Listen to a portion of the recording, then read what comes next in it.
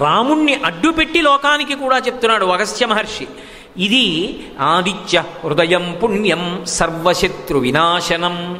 ఈ ఆదిత్య హృదయము అనబడేటటువంటి మంత్రం ఏదైతే ఉందో దీనికి ఒక విశేషం ఉంది. ఈ ఆదిత్య హృదయానికి సాధారణంగా మంత్రాన్ని ఉపదేశం పొందుతారు.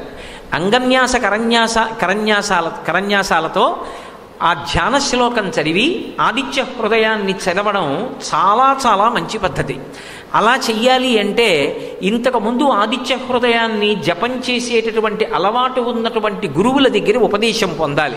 ఒకవేళ అలా ఉపదేశం పొందకపోయినా ఆదిత్య హృదయానికి ఒక మర్యాద ఉంది. దాన్ని శ్లోక రూపంలోనే ప్రతిరోజు తప్పు లేకుండా చదువుకుంటూ ఎక్కడికో వెళ్ళి కళ్ళు మూసుకుని కూడా ఉపాసన చెయ్యక్కర్లేదు. చాలా తేలిక మార్గం ఏమిటంటే ఉదయిస్తున్నటువంటి సూర్యబింబం దగ్గరికి వెళ్ళి నిలబడి కళ్ళు తెరిచి ఎదురుగుండా బింబాన్ని చూస్తూ చదవచ్చు. ఎందుకంటున్నానో తెలుసా ఈ మాట? నేను ఉదయిస్తున్నటువంటి సూర్యబింబం మీకు తెలియకుండా మీ మనసుని లాగగలిగినటువంటి గొప్ప కాంతి పుంజమై ఆకర్షణ శక్తిగా ఉంటుంది.